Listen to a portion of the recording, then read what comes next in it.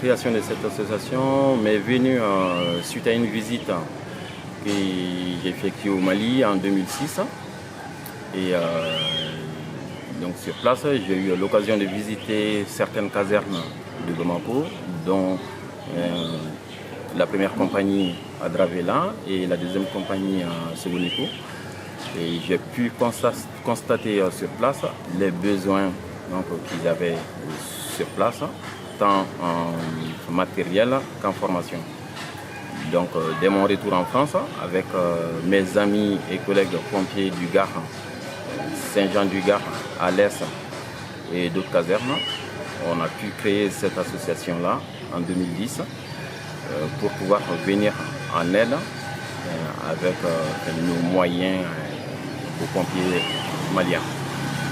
Le but de cette mission de 3 semaines, c'est la restitution du matériel qu'on a pu récupérer auprès de BIS10 France, qui est notre premier partenaire en France, qui nous accompagne dans nos actions et qui nous soutient. Je tiens à remercier le service départemental d'incendie et de secours du Gard, dont son directeur, le colonel Simonet, et le président du conseil d'administration également, M. Pissassa. Lieutenant Massiré Traoré, chef section formation et stage à l'École nationale de la protection civile du Mali.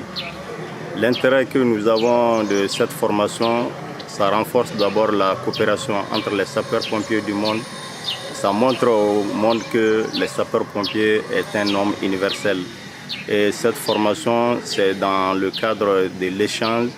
Et cet échange permet de faire comprendre à tout un chacun que c'est l'échange, c'est-à-dire donner et recevoir.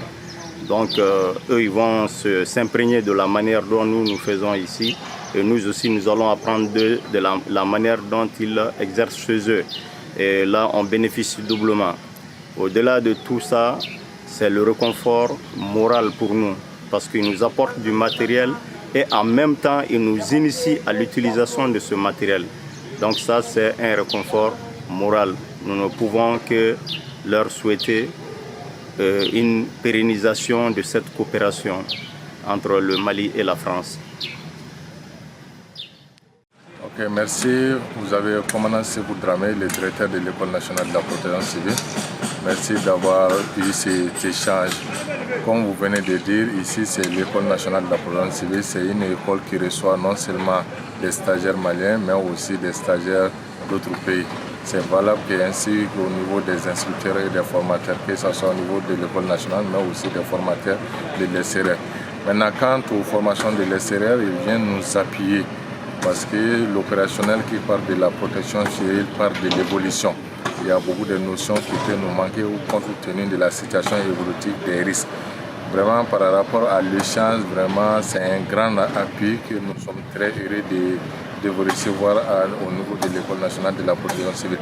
Et l'échange que vous venez de faire, ça va en droite ligne de la politique générale de notre directeur général qui veut que, quelles qu'en soient les catastrophes, quelles qu'en soient les circonstances, quand il y a la protection civile, il faut que la protection civile vienne en aide pour secourir par rapport à ces missions régaliennes de la protection civile. En plus de cela, par rapport à l'échange, non seulement vous venez former les stagiaires, mais aussi les formateurs, parce qu'il y a des notions qui nous échappent.